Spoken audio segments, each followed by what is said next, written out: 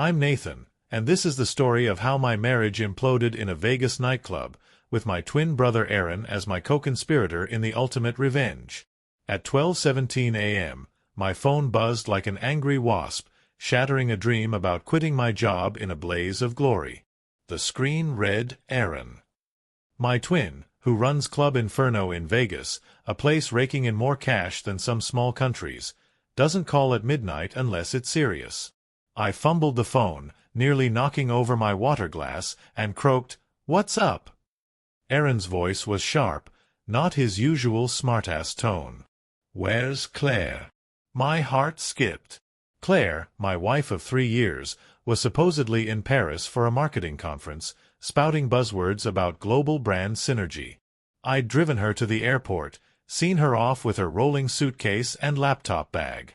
She'd texted me a photo of the Eiffel Tower, whining about jet lag. "Paris," I said, sitting up, dread creeping in. "Business trip. Back Sunday." Silence stretched, club bass thumping in the background. Then Aaron dropped the bomb. "No, she's at my club. Suite upstairs. Checked in 3 hours ago. Used your debit card. Real name." My brain short-circuited. Claire in Vegas? Using our joint account? Aaron didn't lie about big stuff, not the guy who spots scams a mile away. "Who's with her?" I asked, voice tight. Another pause, then, "Marcus. Gym rat, beard, big arms. Not their first time here." Marcus Vance, Claire's work friend from Meridian Marketing Solutions, her subordinate, always just a colleague. The signs were neon bright now. Late nights, new gym membership, flashier clothes, personal growth talks. I'd ignored them, trusting her. Big mistake. She'd planned this, faking Paris with staged texts, using my money for her affair. My blood turned to ice, not from heartbreak but from clarity. I didn't scream or cry. I got strategic. Aaron sent photos. Claire poolside in the black bikini I'd bought her, arm hooked with Marcus, laughing like she hadn't a care. Another showed them on our anniversary balcony, mocking our memories. The third was a full-on kiss outside the suite, hands in hair, bodies pressed close. My heart didn't break, it hardened. I saved each photo, labeling them inventory. Evidence. Data. I texted Aaron, "Upgrade the suite. Royal treatment. Let her dig her own grave." He replied, "Done," trusting my plan. I didn't sleep. My brain cataloged evidence, bank records, credit card statements, social media. At 8 a.m., I froze our joint debit card, citing fraudulent activity.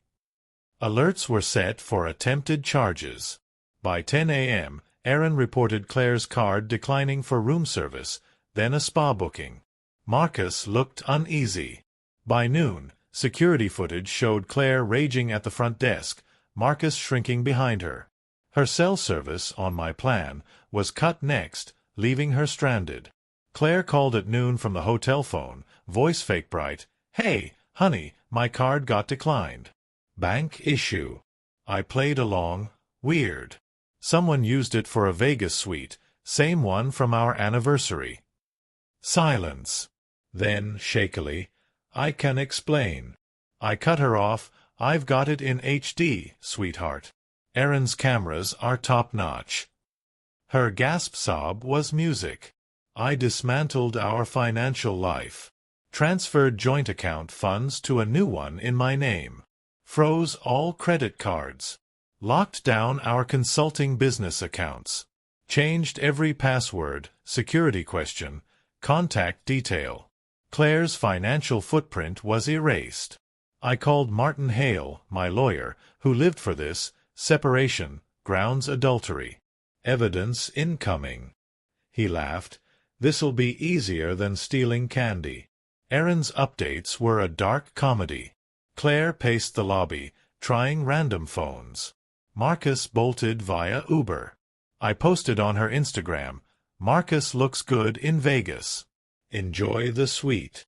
Her account vanished within minutes, but screenshots spread. Then I struck the killing blow. Claire, Meridian's HR compliance queen, had used company funds for her affair with Marcus, her subordinate. I compiled bank statements, expense reports, flight records, and Aaron's photos into a digital dossier. My email to Meridian's CEO, CFO, HR, legal, and board, urgent policy violations, detailed her misuse of funds and ethical breaches. By afternoon, HR's auto-reply confirmed a whistleblower investigation. 2 hours later, Aaron texted, Claire got a call. Went from angry to terrified. Crying now. The next morning, Meridian's company-wide email announced Claire and Marcus's termination for cause: misuse of funds, inappropriate supervisor-subordinate relations, falsified expenses. No severance, no references, legal action pending.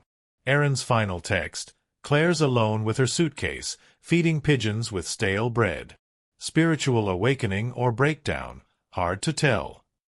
3 days later, Claire called from a gas station payphone at 2:17 a.m., begging for a flight home.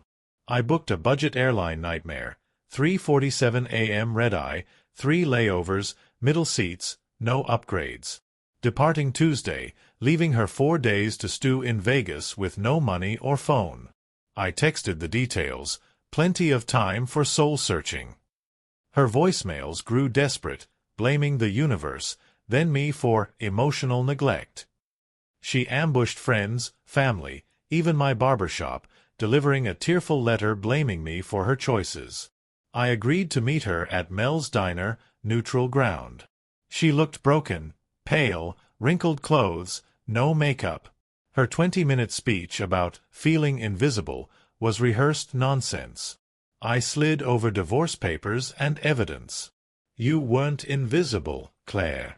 You were entitled. Sign or don't. We're done. She stared, shaking, as I left. Claire faded fast. She works at a CVS now, taking buses, credit ruined. I rebuilt, turning my garage into a workshop, joining poker nights, living for myself. Savannah, Marcus's ex-wife, emailed, My life's better now.